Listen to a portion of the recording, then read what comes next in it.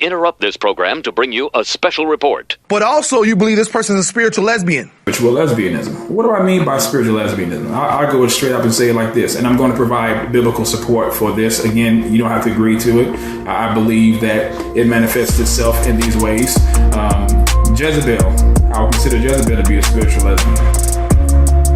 I would consider any female anatomically who desires to put themselves in positions of male or masculineness over men. I consider it to be a form of spiritual lesbianism.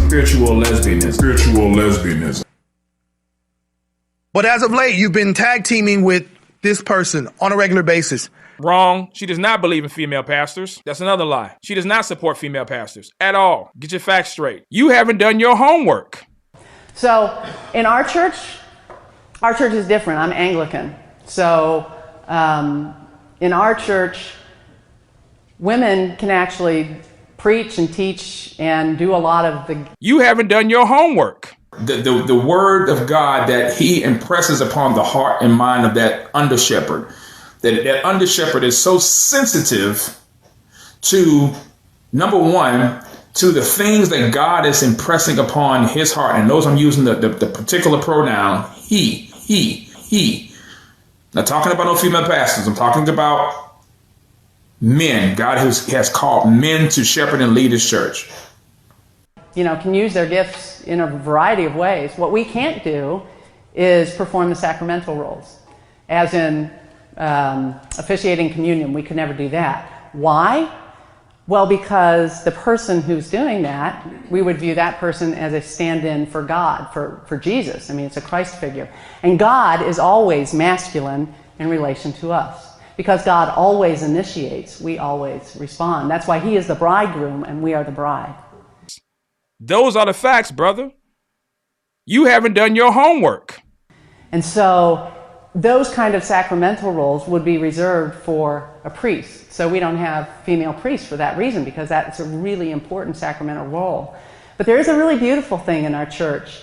And I think every church that's healthy has these, whether they're official or non-official, but there's mothers and fathers of the church. And they're both so critically important. And you can probably even think of mothers of your church, women who are spiritual mentors for other women and who women look up to. And there's men, and I love it. There's times in our church where our pastor will say, we need to hear from the mothers of our church. And they'll come up and speak to all of us, because sometimes we need to hear from that feminine voice. So and they'll come up and speak to all of us. A wonderful embracing of the difference, but this unity with distinction.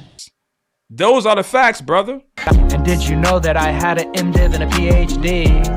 I make sure everyone knows that I'm patronizing. Oh, I'm so patronizing, cause I'm an egalitarian, liberal, Episcopalian. And if you don't like it, you're welcome to leave.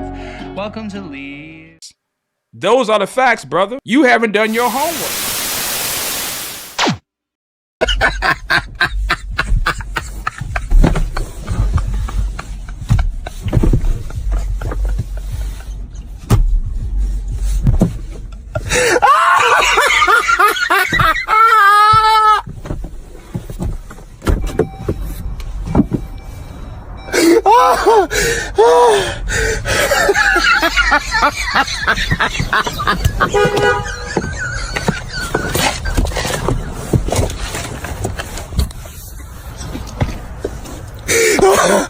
Oh!